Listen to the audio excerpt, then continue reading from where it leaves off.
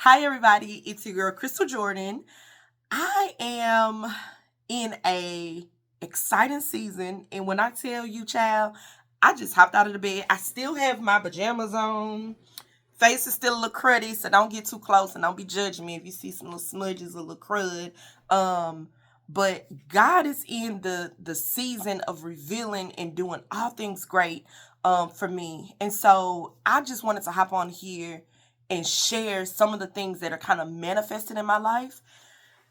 God has been tugging at me to do something as it relates to a motivational mindset.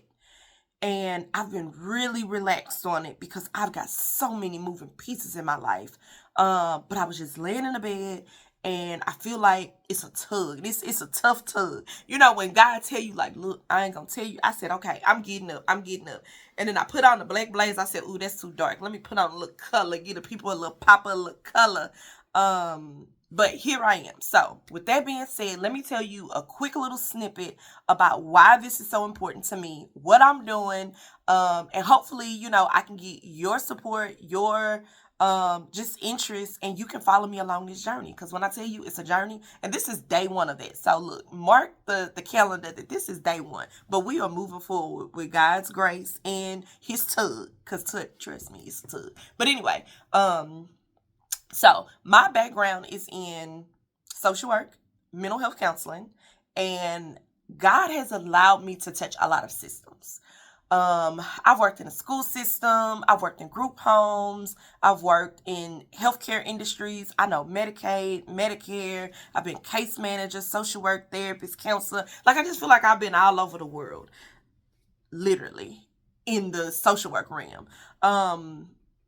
But I just feel like God is telling me in this season, I've allowed you to touch these systems and you're good with people. So with that, this is part of this ongoing purpose that I've ordained for your life. So I've recently just opened up a business. It's still newly operating, ain't really even got too much flowing yet, but it's on the way in Jesus' name. And it's called First Elite Community. So with First Elite Community, this is a community-based, resourceful space, a safe space to help bring hope, healing, awareness, all things good, to help people to get unstuck and to move them forward. This is a project that I'm very passionate about, very dear to my heart. So stay tuned. There'll be more to come, just about the business, the flow of the business, and everything that's going to come from it. So fast forward to this tug that I keep getting tugged on, and I'm here, God. Look, being obedient. But he told me to do mindful motivation. And he reminded me, because I worked in a psychiatric hospital. Being in a psychiatric hospital, there was such a wide range of individuals that would come in seeking care. Typically, mental health isn't something that's normally talked about. People are very uncomfortable, or people are very hidden about their emotions, their feelings, what they're going through. In this day and time, we're becoming more comfortable. Agencies, corporations, businesses, they're being more mindful that, okay, like, this is real life. And, if I'm struggling, my peers and coworkers and staff are struggling too. So even insurance companies are being more mindful that, okay, we need to have checks and balances in place for individuals. We need to make sure that they have wellness, wholeness. There's workshops, you can work out. It's for free. It's included in your plan. So we're becoming more sensitive and aware about mental health. So with that being said, God shared with me, or he reminded me that when I was in a psychiatric hospital, when I was doing group work, it was successful, or I felt like it was successful. But I know God is telling me, no, it was successful. So I'm going to take it that it was successful. I feel that my group work stood out from everyone else's is because it helped those patients to have a pivotal moment of, I didn't think of that way, or no one explained that way, or that makes sense. So it was all of this clarity that was floating around, and I simply did it with these cards that are called Think Positive cards. And so we just kind of fed off of conversations of just thinking positive, because your mindset, having a sound mind, takes you so far in life. So with that being said, God told me to start something that supports a positive mindset.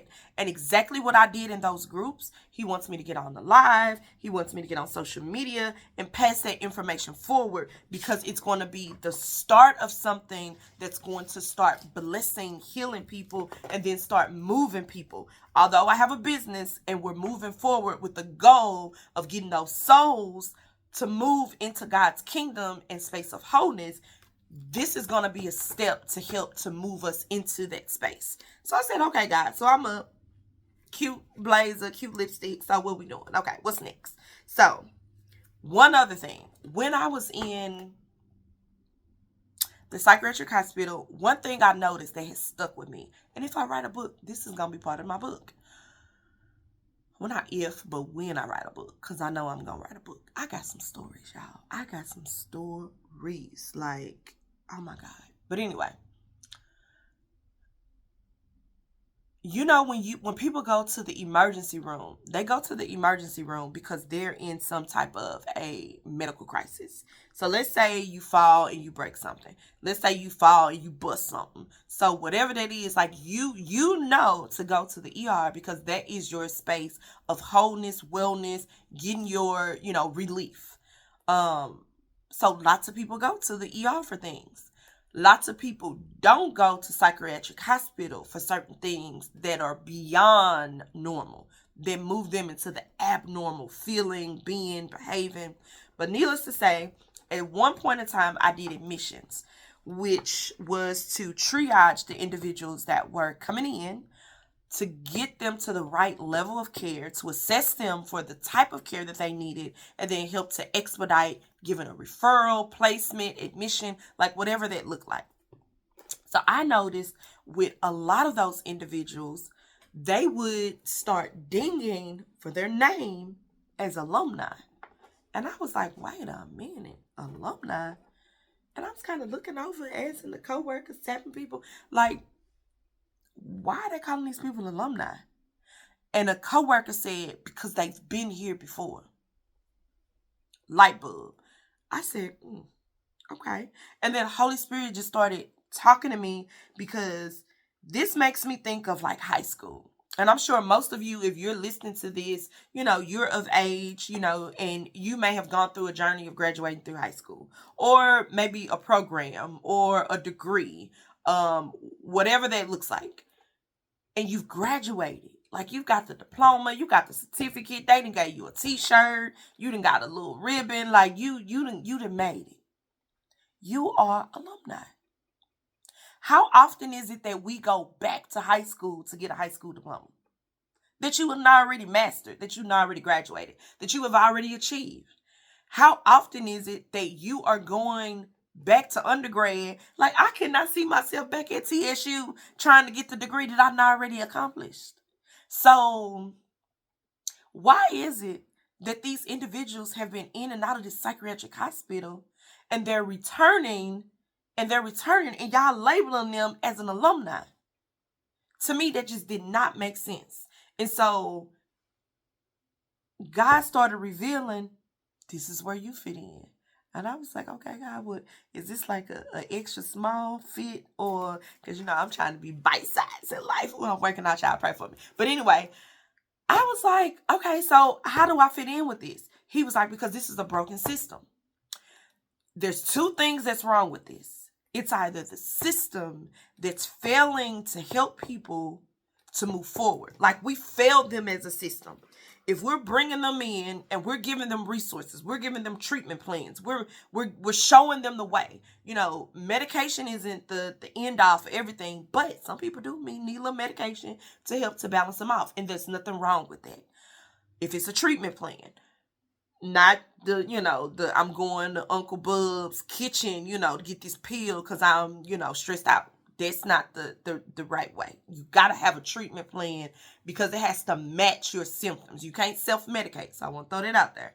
But needless to say, if the system has given so many resources and interventions, and people are continuously back in the same cycles and turmoil and chaos and drama. It's like, okay, there's a red flag there. I need to get a red flag. Because every time, look, I need to flag it. That's a red flag. That's insanity to keep going back through the same things that you should have graduated from. You're an alumni. You shouldn't come back. If you had a surgery, an operation, or had stitches, or broke a leg, you don't keep going back for the same problem, because you should have the expectancy that when you go to the hospital, that whoever that doctor or that surgeon or that nurse was, they've given you something that's a treatment plan that helps to bridge the gap or heal or to move you forward, so you're not cycling around in the same scenario or the same crisis or the same insanity. Well, it should be the same for mental health. So, needless to say, the system has failed if a person continues to cycle back around, or that person is self-failing because maybe they don't have the right tools, the right interventions, the right support system, the right environment, and they don't know any better of how to move themselves to better. So there's a self issue there to where they might be the problem that's holding themselves back. So system or self. So God was like, okay, well, you finna bridge this gap. And yes, you is itty bitty, and you finna just squeeze on in there, and you finna help people to get on the narrow path of moving forward in life. You're gonna help them to get their minds renewed. You're gonna help them to understand purpose and value, that there's something bigger than what they're fighting. You're going to help to renew them, give them the correct interventions, tools, systems, medication if needed. And we're going to move them to a space of healing and wholeness. And it starts with the renewing of the mind. So that's why this is important, because we finna get to it with some mindfulness motivations. So that's a little bit about my background. That's a little bit about what y'all going to be seeing. That's a little bit about what I'm going to be doing. Please pray for you, girl. This is been a journey. It's been a lot. And some days it's heavy, because out of all of the things that I could have been and done in life, God specifically chose me for this. And I know without a shadow of a doubt that this is my purpose. So I love all things people. I love helping. I like moving people, problem solving. So there are so many people stuck in the world that don't have that growth personnel, that therapist, that counselor. And I'm a dope counselor. But take it back, an inch. I know I'm not for everybody, and that's okay, because everybody is not for me. But I know who I am for, and it's for God, Jesus, his kingdom, all things faithfulness, all things truth. And my goal is to help move people forward. So put a thumbs up and like this. Send me a message. Tap your mama. Tell your cousin, because it's going down. I cannot wait to start breaking room, to start building and expanding and doing contracts and consultations and group work, because I know there's so much healing in the work to do. And what an honor that God is choosing me to be a part of that purpose. So I love y'all. And until the next time. Oh, and look, let me give y'all something to motivate y'all minds, because I can't just talk about it and not be about it, right? So first thing, or this is going to be the first one. So first one for the books, y'all. Everything is so beautiful when you stop looking for flaws. Everything is so beautiful when you stop looking for flaws. What does that mean to you? How does that apply in your life, or in your visual, or in your lenses? Everything is so beautiful when you stop looking for flaws. Life is beautiful. If God has allowed us to wake up in a safe space of his earth, it's beautiful. You know how many people that didn't make it to wake up? That's the beautiful thing. And it may not be perfect. You might wake up still with the same problems and struggles as the day before, but there is always beautifulness around your situation. It just depends on your lens and how you look at it. So I will challenge you to find something beautiful to brag about and try to, highlight yourself because you are beautiful. God makes us all after his own image. I'm beautiful, you're beautiful. There's something special about you. There's something special about your gifts, your talents, who you are, your purpose, and we just got to get some mindfulness, some motivation, some awareness, some healing. We got to get all of these things so we can package it up so we can move you forward.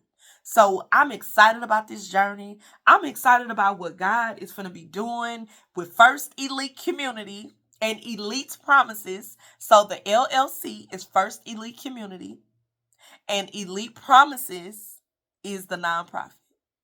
So tell your mama, tag your cousin, like it's going down. I love everybody.